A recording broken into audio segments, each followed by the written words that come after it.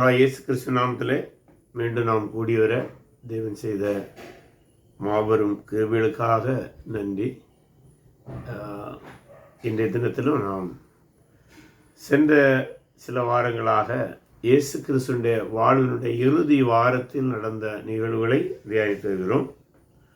அந்த வகையில் இன்றைக்கு இயேசு கிறிஸ்துடைய வாழ்வுடைய இறுதி நாளில் நடந்த நிகழ்வை, அதில் குறிப்பாக இறுதி நாளின் இறுதி மணித்துளிகளிலே நடந்த நிகழ்வை நாம் தியானிக்க இருக்கின்றோம். சென்ற வாரத்தில் ஆண்டவராய் இயேசு கிறிஸ்து சிலுவையில் அடிக்கப்பட்டு அந்த சிலுவையிலிருந்து பேசியதான 7 வாசகங்களை அல்லது 7 வார்த்தைகள், 7 வசனங்கள் எப்படி சொன்னாலும் அவைகளை நாம் பார்த்தோம். இன்றைக்கு சிலுவையில் அடிக்கப்பட்ட அந்த இயேசு சிலுவையில் அடிக்கப்பட்டு இறுதி மணித்துளிகளிலே நடந்த சில அடையாள நிகழ்வுகளை குறித்து நாம் பார்க்க இருக்கின்றோம். அதைத் தொடர்ந்து நேரம் இருக்குமானால் வேறு சில நிகழ்வுகளை நாம் தியானிக்கலாம்.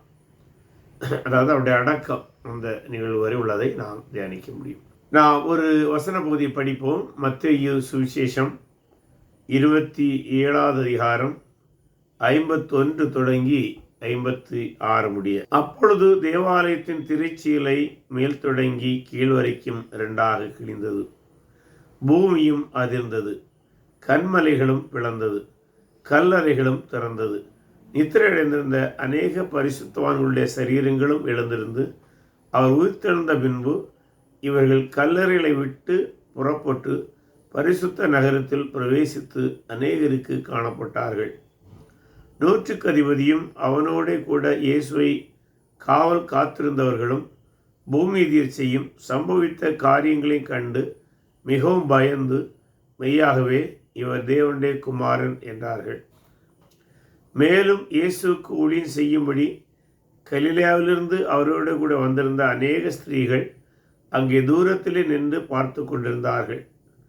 அவர்களுக்குள்ளே மகதலேனா மரியாளும், யாக்கோவும் யோசேக்கும் தாயாகிய மரியாளும், செபதேயுவின் குமாரனுடைய தாயும் இருந்தார்கள்.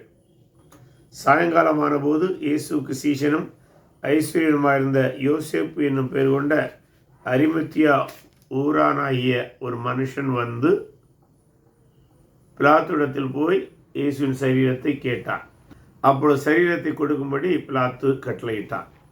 சரி, அதாவது இயேசு மகா சப்தமாய்,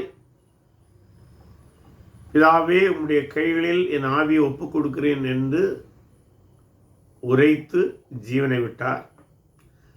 அந்த பொழுதில்தானே தேவாலயத்தின் திரைச்சீலை மேல் தொடங்கி கீழ் வரைக்கும் 2ஆக கிழிந்தது. அதைத்தான் நாம் மத்தேயு 27:51 வசனத்தில் பார்க்கிறோம். இந்த நிகழ்வு மார்க்கு மற்றும் லூக்கா சுவிசேஷங்களிலும் பதிவு செய்யப்பட்டுள்ளது. அதாவது ஒத்த சுவிசேஷங்கள் என்று சொல்லப்படுகிற மத்தேயு, மார்க்கு, லூக்காவிலே இது பதிவு செய்யப்பட்டுள்ளது. இந்த திரைச்சீலை 2ஆக கிழிந்தது. ஆனால் அதில் கவனிக்க வேண்டிய ஒன்று இருக்கின்றது. அது மேலிருந்து கிழிந்தது. அதுவும் ஒரு சிந்தனைக்குரிய ஒன்றாக இருக்கிறது.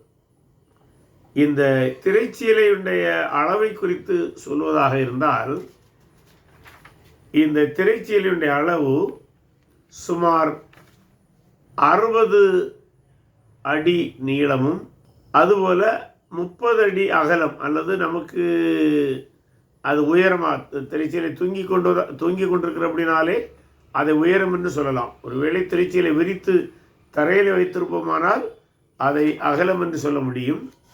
மற்றபடி அது தூங்கி கொண்டிருக்கிற அப்படின்னாலே அது உயரம் என்று சொல்லலாம். ஆகவே 60 அடி நீளம், 30 அடி உயரம். அடுத்ததாக நம்முடைய உள்ளங்கை அளவு தடிமன், அதாவது இந்த அளவுக்கு தடிமனுடையது. பார்ப்பது நம்ம இன்னைக்கு திரைச்சீலையெல்லாம் மெல்லிய திரைச்சீலைகள் வந்து விட்டன. ஆனால் அன்றைக்கு அந்த திரைச்சீலை அது சுமார் 15 சென்டிமீட்டர் அளவு என்று சொல்ல முடியும். அவ்வளவு கனமான ஒரு திரைச்சீலை. அது எப்படி கிழிந்தது? இதை குறித்து நாம் சற்று சிந்திப்பது நல்லது. ஏனென்றால் இதை குறித்து பல கருத்துகள் இருக்கின்றன. ஒன்று, சிலர் இதை எவ்வளவாய் விளக்க முயற்சிக்கிறார்கள் என்றால், இந்த திரைச்சீலை கிழிந்த மட்டுமல்ல, அதே நேரத்தில் பூமி எதிர்ச்சியும் உண்டானது. இயேசு ஜீவனை விட்ட போது பூமி எதிர்ச்சியும் உண்டானது. ஆகவே பூமி எதிர்ச்சியை முதலாவது சொல்லலாம், தவறொன்றும் இல்லை. சில அறிஞர்கள் பூமி எதிர்ச்சியை முதலாவது சொல்வார்கள். நம்ம அந்த வசனத்தில் முதலாவது திரைச்சீலை கிழிந்தது என்று சொல்லப்பட்டனாலே பூமி எதிர்ச்சி ரெண்டாவது சொல்லப்பட்டனால நாம் அதன்படி பார்க்கின்றோம். சில அறிஞர்கள் பூமி எதிர்ச்சி நடந்ததை முதலாவது போட்டு இரண்டாவது திரைச்சீலை கிழிந்தது என்று சொல்வார்கள். இரண்டும் ஒன்றுக்கொன்று தொடர்ச்சியாக நடந்தபடினாலே எதை முன்னால் சொன்னாலும் தவறாகிவிடாது. சரி, எப்படியும் சில அறிஞர்களுடைய விளக்கம் என்னவென்றால், அல்லது இந்த திரைச்சீலை கிழிந்த நிகழ்வை விளக்க முயற்சிக்கிறது எப்படி என்றால், இந்த பூமி எதிர்ச்சி உண்டான போது ஆலயத்துடைய மேல்புறம் இருந்ததான ஒரு பெரிய உத்தரம் கீழே விழுந்தது. அந்த உத்தரம் விழுந்தபடியினாலே இந்த திரைச்சீலை கிழிந்தது என்று ஒரு விளக்கத்தை கொடுக்கின்றார்கள். நாம் இப்போது சற்று சிந்திக்க வேண்டும். ஒரு உத்தரம் விழுந்தபடியினாலே இத்தனை கனமான ஒரு திரைச்சீலை நேரடியாக 30 அடி நீளத்திற்கு கிழிந்து விடுமா? ஏனென்றால் சற்று இப்போது நம்முடைய கற்பனை திறனை பயன்படுத்துவோம். நாம் ஒரு சாரியை அல்லது சீலை அல்லது ஒரு பெட்ஷீட் ஏதோ ஒன்றை இழுத்து கட்டியிருக்கிறோம் என்று வைத்துக் கொண்டாலும், மேலிருந்து ஒரு உத்தரம் விழுமானால் என்ன நடக்கும்? அது அந்த சீலையை நேரே கீழே கொண்டு அமுத்தி வைக்குமே தவிர நேரே ரெண்டாக அது கிழிந்து போகாது. சாதாரண பெட்ஷீட் கூட அது உத்தரம் விழுந்த வேகத்திலே அது ஏதோ ஒரு மூலையிலே கொஞ்சம் கிழித்து கொண்டு கீழே போகுமே தவிர நேராக கிழிந்து செல்லாது. சாதாரண ஒரு சாரிக்கே அல்ல ஒரு பெட்ஷீட்டுக்கோ அல்ல ஒரு தரை விரிப்புக்கோ இப்படி இருக்கும்போது 15 சென்டிமீட்டர் அளவு தடிமனுள்ள ஒரு திரைச்சீலை எப்படி சரியாக நடுவில் ரெண்டாக கிழிய முடியும்? ஆகவே இது அற்புத நிகழ்வு தான், ஆண்டவர் செய்த ஒரு நிகழ்வாக நாம் கருத முடியும். இதை இன்னொன்றை கவனிக்க வேண்டும். ஆண்டவர் அற்புதமாக செய்ததுக்கு இன்னொரு காரணம், அது கீழிருந்தும் கிழிக்கப்படவில்லை. ஒருவேளை கீழிருந்து கிழித்ததென்றால் ஏதோ மனிதர்கள் தான் அதை கிழித்து விட்டார்கள் என்று கூட சொல்ல முடியும். இன்னொரு ஆச்சரியமான நிகழ்வு இதை குறித்து யூத பாரம்பரியத்திலே பதிவு செய்யப்பட்டுள்ளது. அது எத்தனை தூரம் சரியானது என்று சொல்ல முடியாது. ஆயினும் சில அறிஞர்கள் அதை பதிவு செய்கின்றார்கள். அது என்னவென்றால், இந்த திரைச்சீலையை மடித்து எடுப்பதற்கு 300 ஆசாரியர்கள் சேர்ந்தால்தான் அதை ஒரே நேரத்தில் செய்து முடிக்க முடியுமா? அத்தனை கனமான, திடமான, வலுவான ஒரு திரைச்சீலை ஏதோ ஒரு உத்தரம் விழுந்தபடினாலே சரியாக நடுப்பாதியிலே நேரடியாக மேலிருந்து கீழ் கிழிந்து போக வாய்ப்பே இல்லை. ஆகவே அந்த வித விளக்கத்தை ஏற்றுக்கொள்வதற்கு முடியாது, தேவையும் இல்லை. அவை கீழிருந்தும் கிழிக்க முடியாது. ஏன்னா 300 பணியாளர்கள் வேணும் அதை கிழிப்பதற்கு. அப்படி எந்த நேரத்திலும் ஆசாரிகள் 300 பேர் ஒரே நேரத்தில் அங்கே இருக்க மாட்டார்கள். அதுவும் எதிர்பாராத நிகழ்வு நடக்கிறது. அதுவும் அன்றைய பண்டிகை தினம் அவர்கள் பலி செலுத்துவதிலே போன்ற காரியங்களே தான் முக்கியமாக ஈடுபடுவார்கள், பஸ்கா தினம். ஆகவே அன்றைய தினம் நடந்த நிகழ்வு ஒரு அற்புத நிகழ்வு.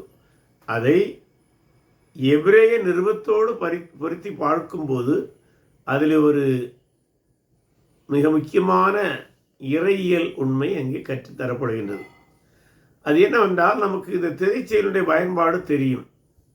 அது என்னவென்றால், இந்த நாம் ஆலயத்தை புரிந்திருக்கும் போது நமக்கு ஒன்று தெரிகிறது. வாசஸ்தலம் பொதுவாக நாம் சொல்லுவோம். அடுத்தது பரிசுத்த ஸ்தலம், மகாபரிசுத்த ஸ்தலம். பரிசுத்த ஸ்தலத்திலிருந்து மகாபரிசுத்த ஸ்தலத்தை பிரிப்பதற்குத்தான் இந்த திரைச்சீலை தொங்கவிடப்பட்டிருக்கும். ஆண்டில் ஒரு முறை ஒரு நாள், அதாவது பிராயச்சித்த நாள் என்று சொல்லுவார்கள், ஆங்கிலத்திலே த டே ஆஃப் அட்டோன்மென்ட் என்று சொல்லக்கூடிய அந்த நாளிலே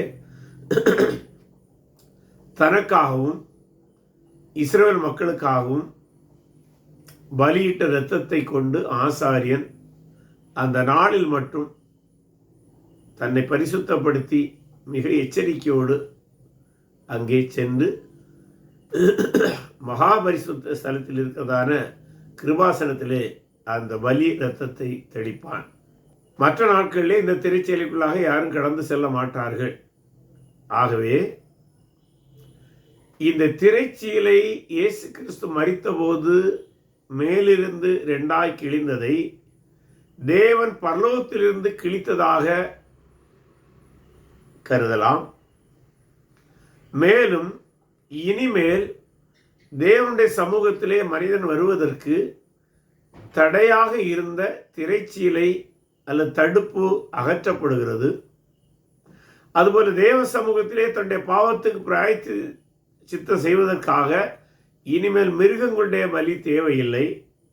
ஏனால் இயேசுவே தன்னை பலியாக செலுத்தி முடிந்ததென்று இந்த சடங்காச்சாரங்களுக்கு முடிவு கட்டிவிட்டார்.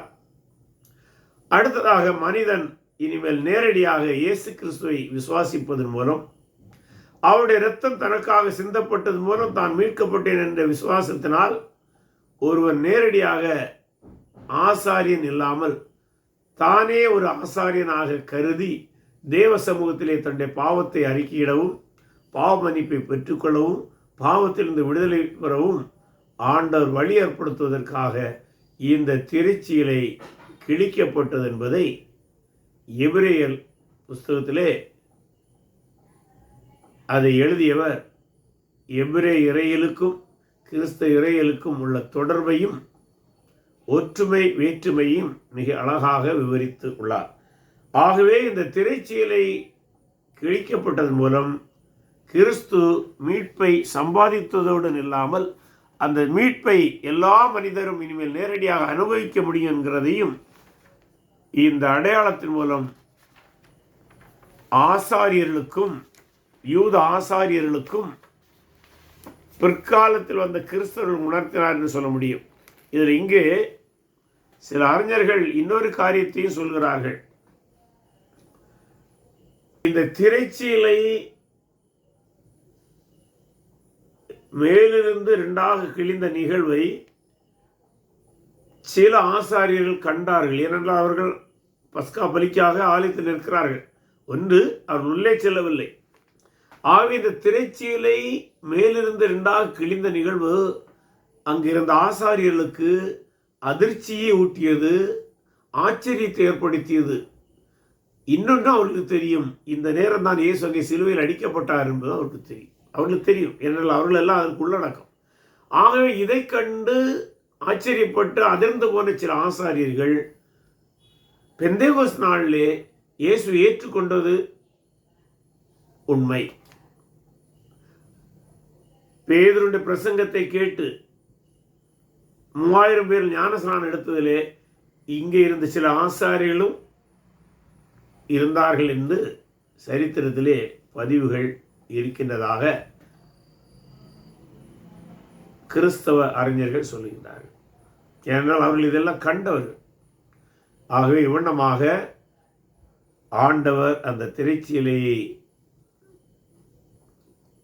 மேலிருந்து கிழித்து தனக்கும் மனிதனுக்கு இடையே இனிமேல் எந்த தடையும் இல்லை, எந்த திரைச்சீலும் இல்லை, எந்த தடுப்பும் இல்லை, எந்த ஆசாரியனும் இனிமேல் மனிதனுக்கு பாவத்திற்காக பரிந்து பேச தேவையில்லை.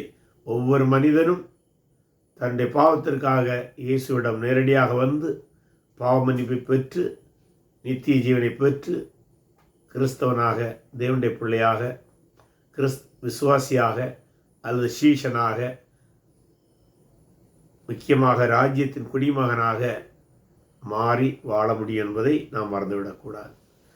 அதுபோல இரண்டாவது ஒரு நிகழ்வு நாம் அதை இரண்டாவது நிகழ்வு என்று சொல்வதை விட ஒரேடியாக நடந்த நிகழ்வு, ஒரே நாணயத்தின் இரு பக்கங்கள் போல ஒன்றோடு ஒன்று அடுத்தடுத்து நடந்த நிகழ்வுகள், ஒன்றுக்கொன்று சம்பந்தமான நிகழ்வுகள்.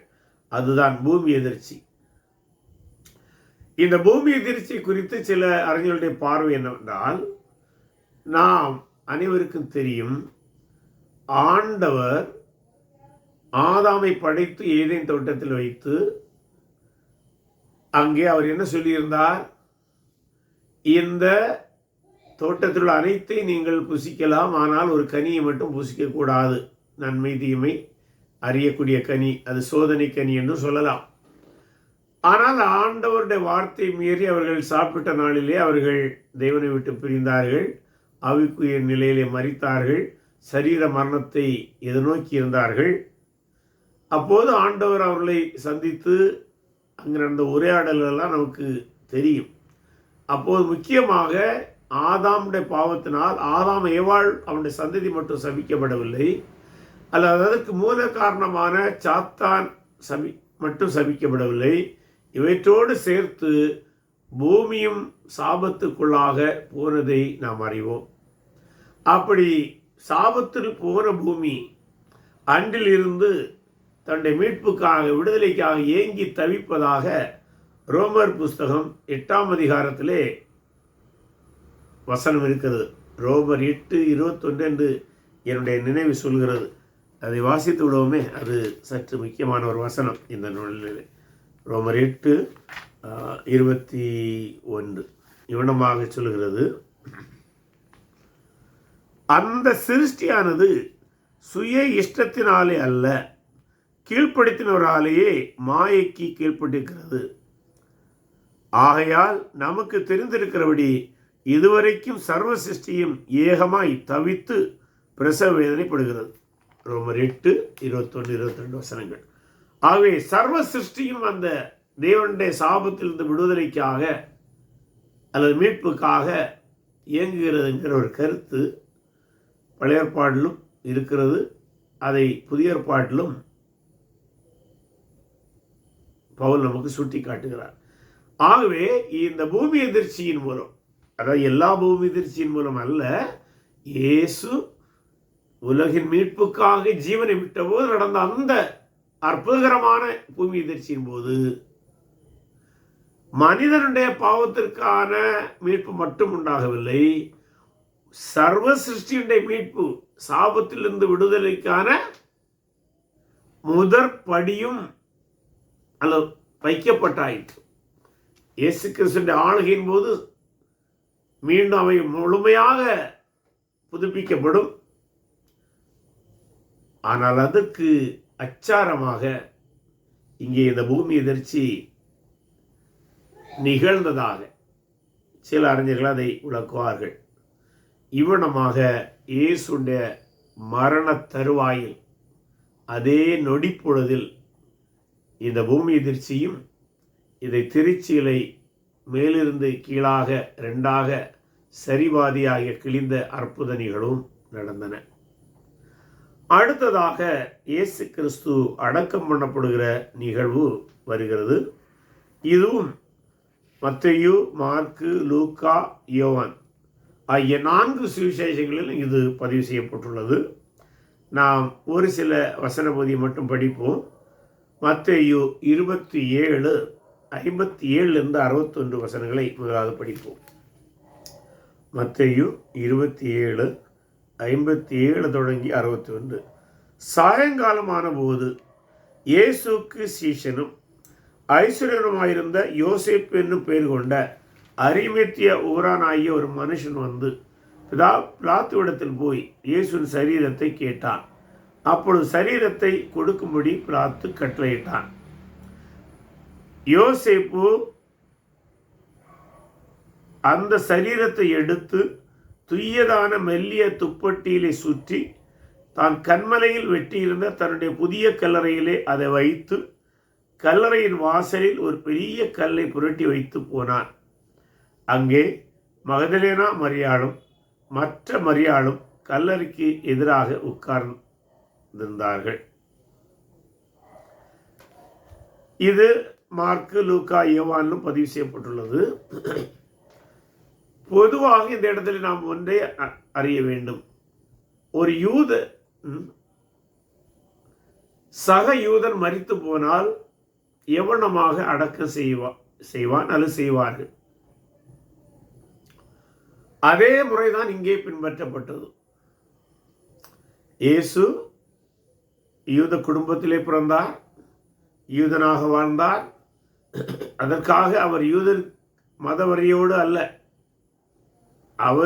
அவருக்கு தான் யூதன் என்பதல்ல முக்கியம்.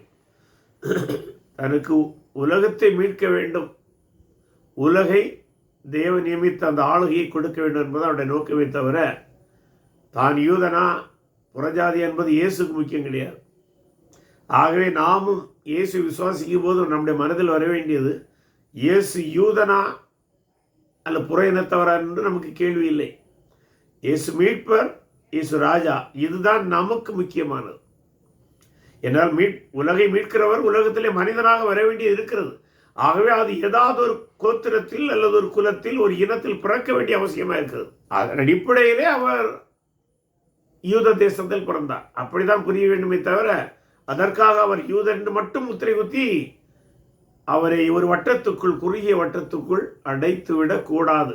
அந்த விதமான பொறியில் நாம் மாட்டிக்கொள்ளக்கூடாது. ஏனென்றால் இன்றைக்கு சிலர் அப்படி அவரை யூதனாக மட்டும் பார்த்து அவர் உலகத்துக்கானவர் அல்ல என்று சிறுமைப்படுத்த முயற்சிக்கிற ஒரு காலமாக இருக்கிறது.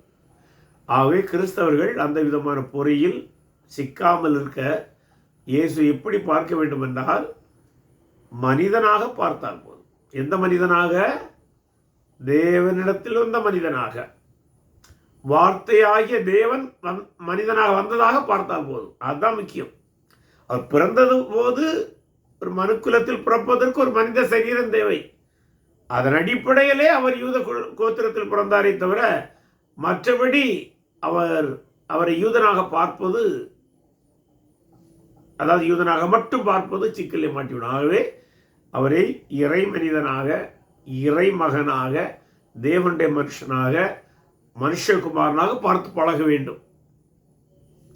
எல்லாவற்றுக்கும் மேலாக அவர் நம்முடைய மீட்பராகவும் நமது ராஜாவாகவும் இருக்கின்றார். இதைத்தான் ஆதிசபை நம்பினது. ஆதிசபை இயேசு கிறிஸ்துவினுடைய பாவங்களுக்காக மரித்து உயிர்த்தெழுந்தார், அவர் தான் ராஜ்யத்தை தருவார் என்ற நம்பிக்கையை ஆதிசபை தொடர்ந்து சுவிசேஷமாய் அறிவித்து வந்தது. அதை விசுவாசித்தவர்களுக்கு ஞானஸ்நானம் கொடுத்தார்கள். சரி, இது ஒரு இடைத்தகவலாக சொல்கிறேன். நாம் இங்கே கவனிக்க வேண்டியது, அவர் யூத தேசத்தில் பிறந்திருந்தபடினாலே இறைமகனாக இருந்த போதும் அந்த யூத பாரம்பரியங்களுக்குள் வைத்து தான் அவரை அடக்கி செய்தார்கள். ஏனென்றால் பிற யூதர்களுக்கு வேறு முறைகள் தெரியாது. தெரிந்திருந்தாலும் அவர்கள் அதை செய்ய மாட்டார்கள். ஆகவே இயேசுவை யூதன் அல்லாமல், அதாவது யூதராக நாம் பார்க்காமல் அவரை மனுமைந்தனாகவும் இறைமைந்தனாக பார்த்தாலும் சக மனிதர்கள் அந்த யூத தேசத்தில் அவர் பிறந்தபடினாலே, அங்கு வாழ்ந்தபடினாலே அவருக்கு அந்த முறையின்படி அடக்க நிகழ்வுகளை, நல்லடக்க நிகழ்வுகளை செய்கின்றார்கள். அதிலே அடக்கம் செய்வதற்கு முன்பாக அந்த சரீரத்தை நன்றாக குளிப்பாட்டுவார்கள் அல்லது கழுவுவார்கள், எப்படி எடுத்தாலும் சரி. அதன் பின்பு ஒரு வெள்ளை சீலை அல்லது வஸ்திரத்தை விரித்து அதிலே பல்வேறு விதமான நறுமண பொருட்களை அடுக்குவார்கள் அல்லது விரிப்பார்கள். விரித்துவிட்டு இந்த சரீரத்தை அதன் மேல் வைப்பார்கள். சரீரத்தை வைக்கும்போது அதில் இரத்த காயங்கள் இருக்குமானால் அந்த இரத்த காயங்கள் வெளியே தெரியாதவனும் மிக நேர்த்தியாக துணிகளால் மீண்டும் சுற்றுவார்கள்.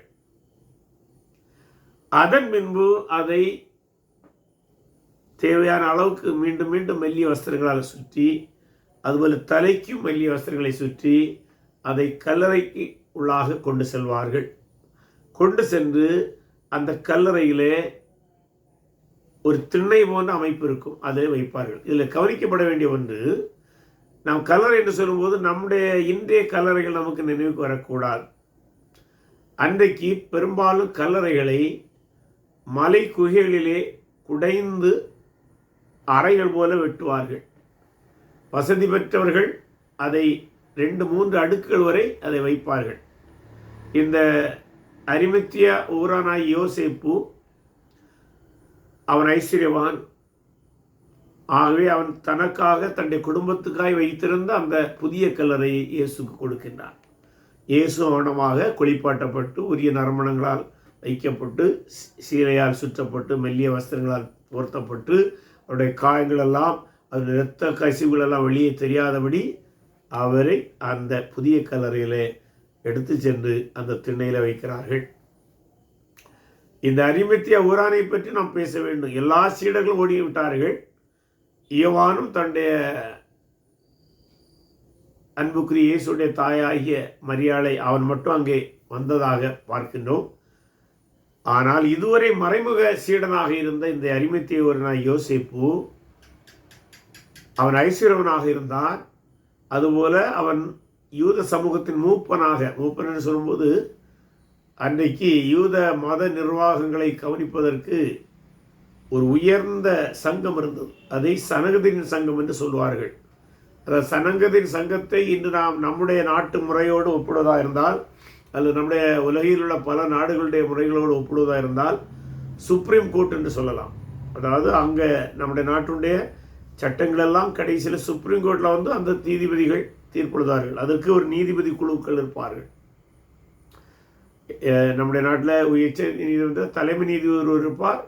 அதுபோல் வேறு பலர் இருப்பார்கள். எல்லோரும் உச்ச நீதிமன்ற நீதிபதிகள் என்று சொல்வார்கள். அதுபோல் இந்த சனகதிரின் சங்கத்திலே 70 பேர் இருப்பார்கள். இந்த 70 பேரும் நீதிபதி அந்தஸ்து தான். அதிலே ஒருவன், இவன் இத்தனை நாள் மறைமுக சீசனை போல் இருந்தவன், இன்றைக்கு துணிச்சலாக வந்து அந்த சரீரத்தை பிலாத்துவிடம் கேட்கிறான். கேட்டு அதற்குரிய மரியாதை செலுத்தி அதை அடக்கம் செய்கிறான். இவனை போல இன்னொருவரும் இயேசுக்கு அன்பாய் இருந்த ஒரு சனகதின் உறுப்பினர் இருந்தார். அவருடைய பெயர் நிக்கதேமு. அவருடைய பெயரை நாம் ஏற்கனவே பார்த்திருக்கிறோம். எங்கே என்றால் யோவான் எழுதின சுவிசேஷம் 3ஆம் அதிகாரத்திலே இயேசுவுக்கும் அவருக்கும் நடந்த உரையாடலை நாம் பார்க்கின்றோம். அந்த நிக்கதேமும் இந்த அரிமத்தியா ஊரான யோசேப்போடு சேர்ந்து கொண்டான். இருவரும் தான் அந்த நறுமணப் பொருட்கள் போன்ற விலையுயர்ந்த பொருட்களுக்கெல்லாம் ஏற்பாடு செய்தது, அடக்கத்திற்கான அனைத்து பொருட்களை முன்னின்று நடத்தினது போன்றவற்றை இவர்கள் செய்தார்கள்.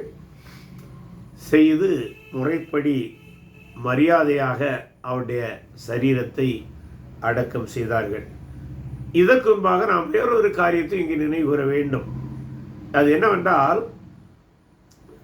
இந்த இயேசுவின் சரீரத்தை அவன் பெறுவதற்கு சென்றபோது பிலாத்து ஆச்சரியப்பட்டான்.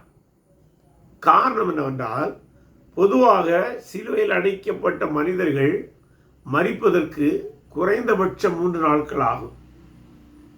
சில வேளை 4 நாட்கள் ஆவது உண்டு என்று சொல்கிறார்கள். ஏனென்றால் சிலருடைய உடல் வலுவாக இருக்கும்.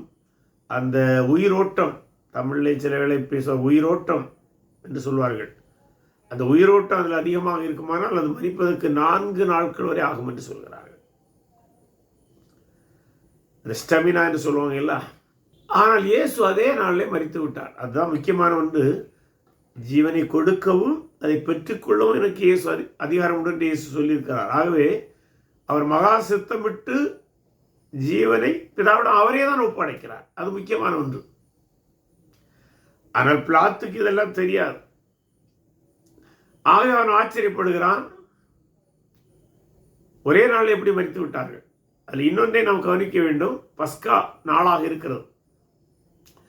அந்த யூதருடைய நம்பிக்கை அடிப்படையில் எந்த ஒரு சரீரமும் ஓய்வு நாளிலே, அதிலும் குறிப்பாக ஒரு யூதனுடைய சரீரம் தொங்கிக் கொண்டிருக்கக்கூடாது. அது அந்த நாளில் தானே இரவு வேளைக்கு முன்பாக, நம்முடைய வேளையின் அடிப்படையில் இரவு, அவருடைய பார்வையிலே இரவில் தான் நாளை ஆரம்பிக்கிறது. ஆகவே அந்த சாயங்காலம் 6 மணிக்கு முன்பாக அது அடக்கம் செய்யப்பட்டு விட வேண்டும். ஆகவே தான் இவர்கள் சற்று விரைவாக சென்று இயேசுடைய சரீரத்தை கேட்கிறார்கள். ஆகவே பிலாத்து அவருடைய சரீரத்தை கொடுக்க ஒப்புக்கொண்டான்.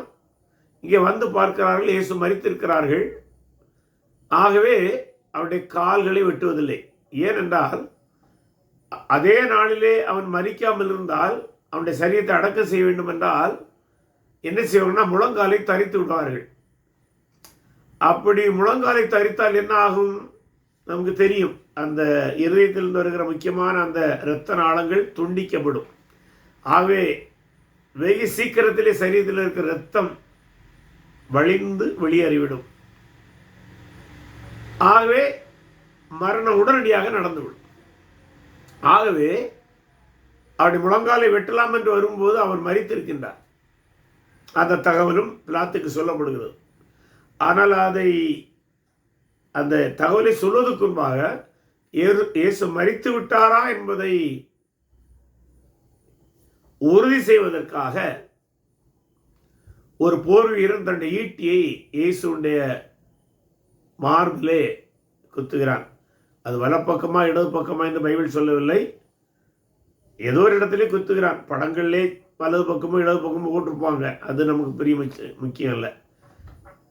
அப்படி குத்திய போது அதிலிருந்து இரத்தமும் ஜலமும் வெளியே வருகிறது. அந்த இரத்தமும் ஜலமும் வெளியே வந்தது எதை காட்டுகிறது என்றால் அவர் ஏற்கனவே மரித்து விட்டார் என்பதை உறுதி செய்கிறது. ஏன்னா இப்படி சற்று கற்பனை பண்ணால், ஒருவேளை மரிக்காத ஒரு சரீரத்தில் குத்தினால் என்ன வரும்? தண்ணீர் வராது, மீண்டும் ரத்தம் தான் வரும்.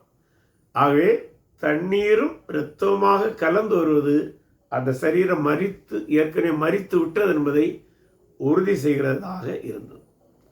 இப்போ இதில் தான் ஒரு சில அறிஞர்கள் ஒரு கேள்வி எழுப்புகிறார்கள் அல்லது ஒரு கருத்தை முன்வைக்கிறார்கள் அப்படி சொல்லலாம். அது என்னவென்றால் சங்கீதம் 69:20 அடிப்படையில் தான் அந்த கருத்தை அவர் முன்வைக்கிறார்கள். அதை படிப்போமா? சங்கீதம் 69:20. நிந்தை என் இருதயத்தை பிளந்தது, நான் மிகவும் வேதனைப்படுகிறேன். எனக்காக பரிதபிக்கணும் என்று காத்திருந்தேன், ஒருவனும் இல்லை. தேய்த்தவர்களுக்கு காத்திருந்தேன், ஒருவனை காணேன். என் ஆகாரத்தில் கசப்பு கலந்து கொடுத்தார்கள், என் தாகத்துக்கு காடியை குடிக்க கொடுத்தார்கள். இவ்விடமாக அந்த சிலுவை நிகழ்வு சொல்லப்படுகிறது என்று சொல்லும்போது அந்த 20ஆம் வசனத்தில் வருகிறது அல்லவா, நிந்தை என் இருதயத்தை பிளந்தது. என்ன சொல்றாங்கன்னா, அல்ல சொல்ல வருகிறார்கள் என்றால், அல்ல சொல்ல முயற்சிக்கிறார்கள் என்றால், இயேசு சரீரத்தில் மட்டும் நம்முடைய பாவங்களுக்காக அடிக்கப்பட்டு இரத்தம் சிந்தவில்லை.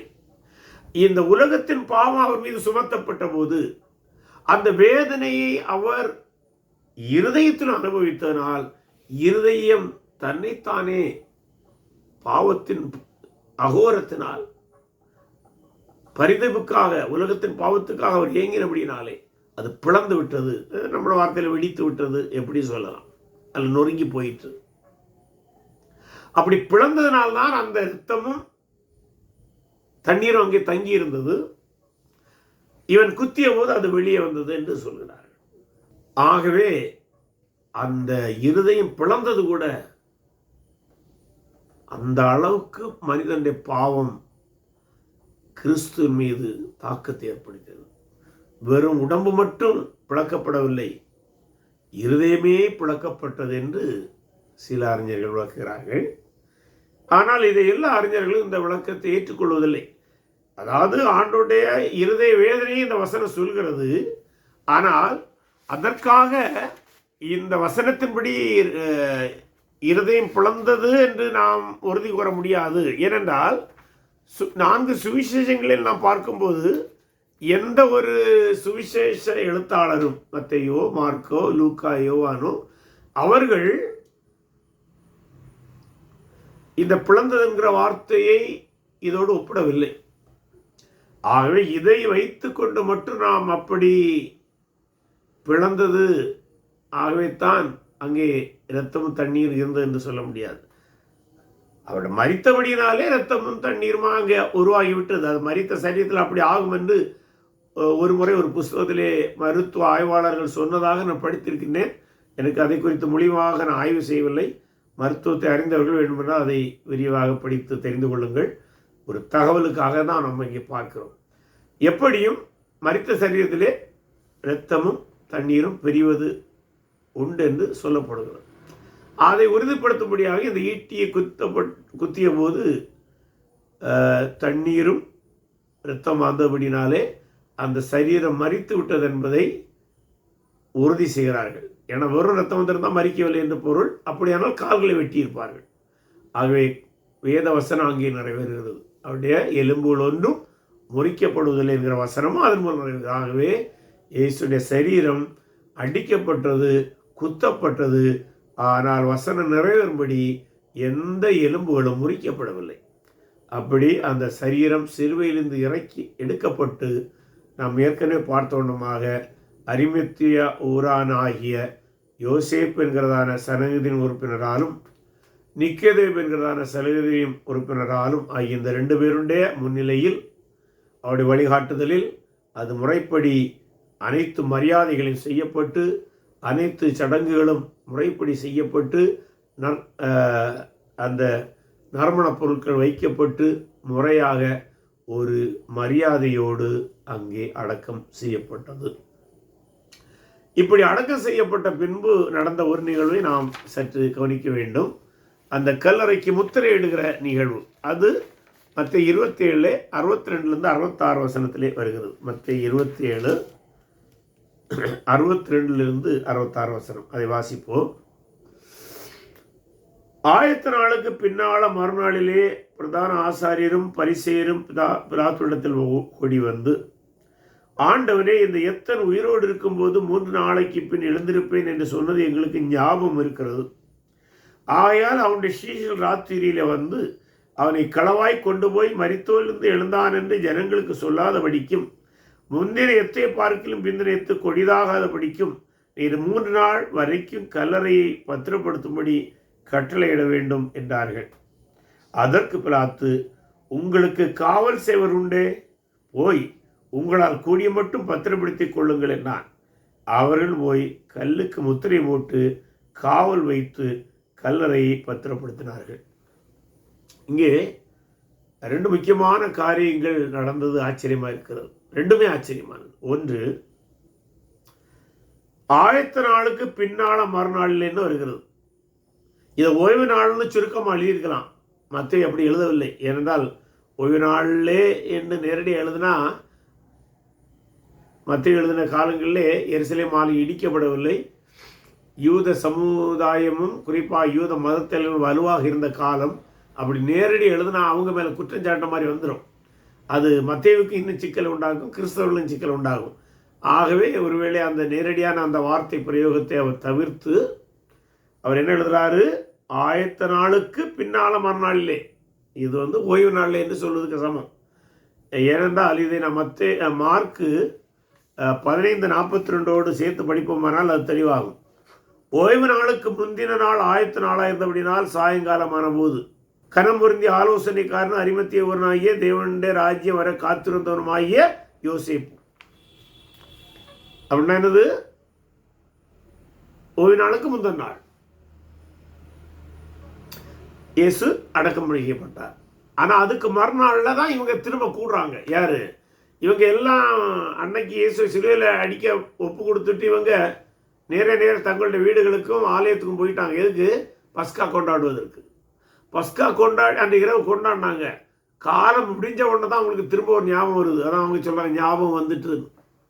என்ன ஞாபகம் வந்து தெரியுமா?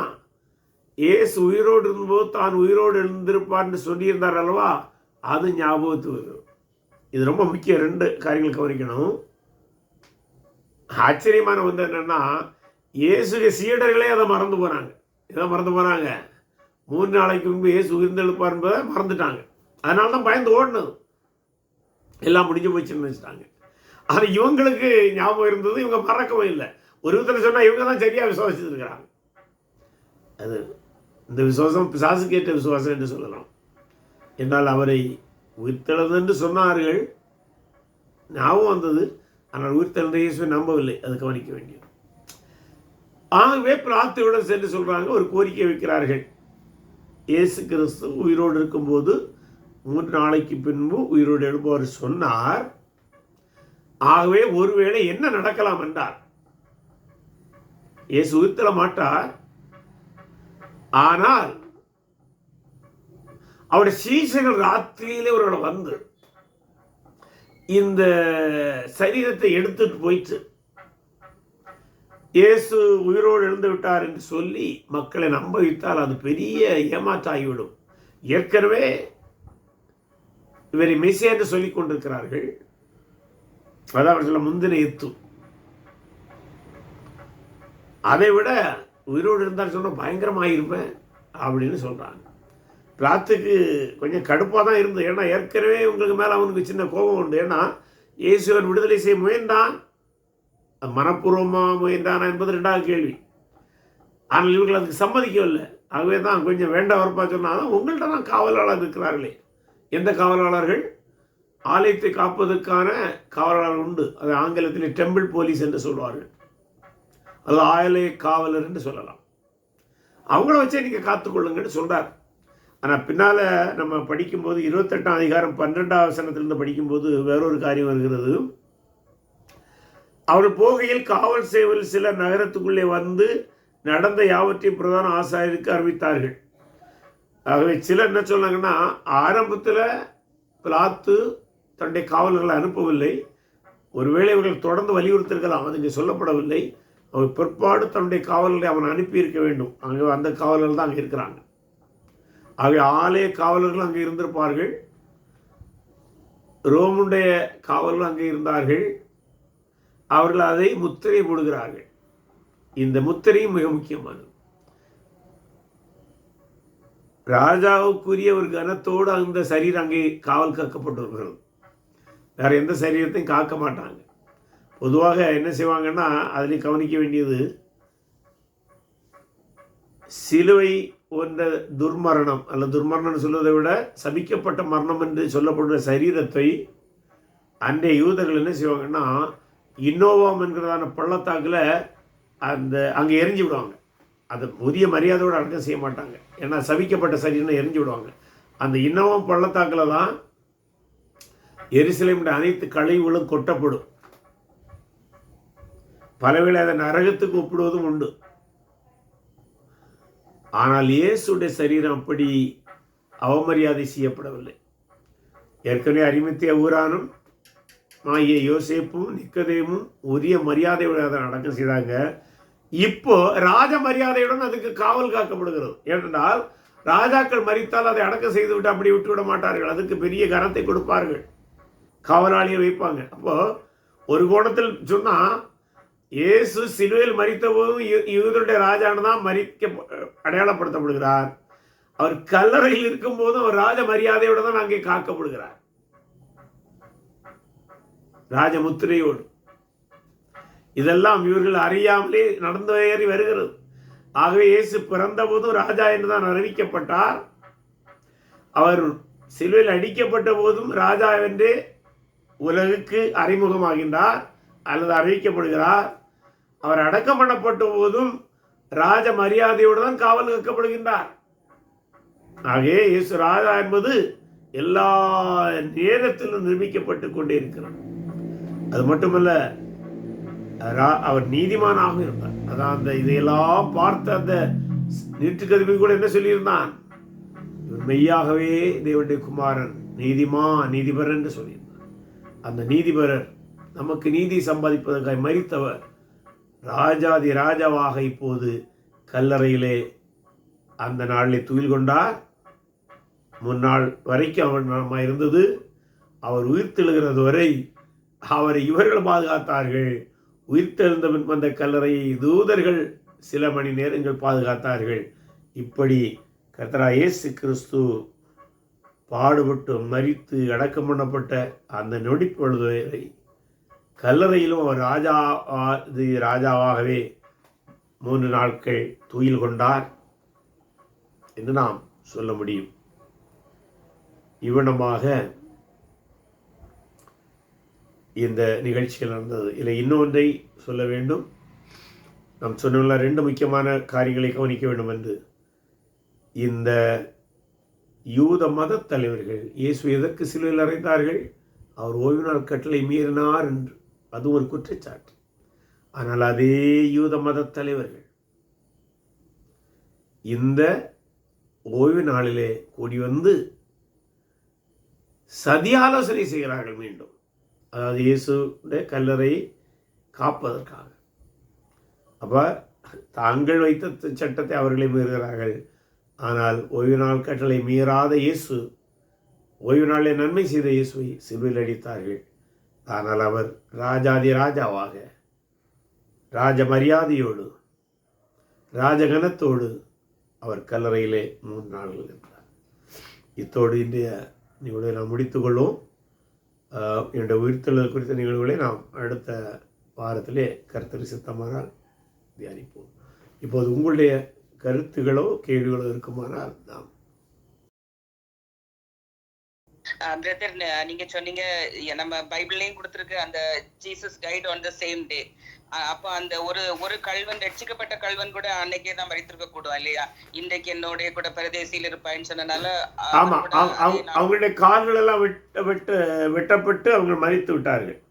அவர்கள் சாகவில்லை, அவர்களை சாகடிக்கும்படியாக அவர்களுடைய கால்கள் வெட்டப்பட்டிருக்கும். ஓகே பிரதர், அவங்களும் ஒருவேளை யூதர்களா இருந்திருக்க கூட. அப்ப அன்னைக்கே அவங்க மரிக்கணும். அவங்க யூதர்கள் தான். ஏன்னா அந்த அவங்களோட பேச்சு, அந்த உரையாடலை பார்த்தா தெரியும். அவங்க பரபாசோடு கலகம் செய்தவர்களாக இருக்கலாம். பரபாசு மட்டும்தான் விடுவிக்கப்பட்டான். அல்லது வேறு விதமான திருட்டுக்காக அத்தனை பெரிய கொலை இதை கொடுக்க மாட்டார்கள். ராஜ துரோகம் செய்தவர்களுக்கு தான் அப்படிப்பட்ட கொடிய தண்டனை கொடுப்பார்கள். ஆகவே அவர்கள் ஏதோ ஒரு விதத்திலே ரோம பேரரசுக்கு எதிரான பெருங்கலகத்தை செய்த யூதர்கள் தான் என்பதில் மாற்று கருத்து இல்லை. ஏன்னா அவதான் அந்த யூதனுக்கு தான் அந்த பரலோக நம்பிக்கை, நித்திய நம்பிக்கை, உங்களுடைய ராஜ்யத்தில் வரும்போது என்னை ஏற்றுக்கொள்ளுங்கிற வார்த்தையெல்லாம் ஒரு யூதரிடம் தான் வரும். இன்னொரு ரோமனோ ஒரு கிரேக்கனோ அதை சொல்ல மாட்டான். அதுபோல செத்த பின்பு மீட்பு போன்ற கருத்துகள் அன்றைய காலகட்டத்திலே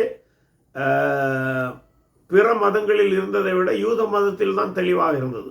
ஆகவே ஆரம்பத்தில் அந்த 2 பேருமே, 2 கள்ளர்களும் என்ன, உன்னை ரட்சித்துக் கொண்டு எங்களை ரட்சிக்குங்கிற வார்த்தைகள் எல்லாம் யூத மத நம்பிக்கையின் அடிப்படையிலான வார்த்தைகள்.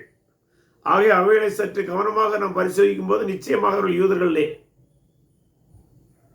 கல்லறைகள்லாம் திறக்கப்பட்டு நிறைய பரிசுத்தவான்களின் சரீரங்கள் எழுப்பப்பட்டதுன்னு சொல்லி பார்க்கிறோம்.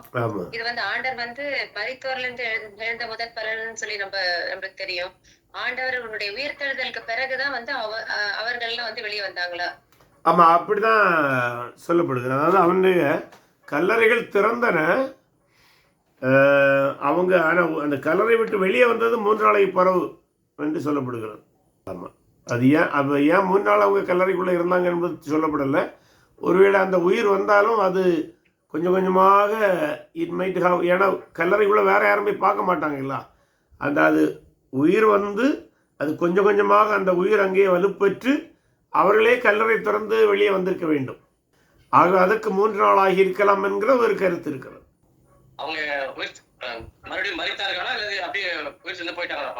இல்லை, அவங்க மரித்தார்கள், வாழ்ந்து மரித்தார்கள். அதாவது எப்படி மரித்த லாசர் உயிரோடு திரும்ப வாழ்ந்து மரித்தானோ அதுபோல் அவர்கள் வாழ்ந்து மரித்தார்கள். அவர்கள் நேரடியாக பரலோகத்துக்கு போய் செல்லவில்லை.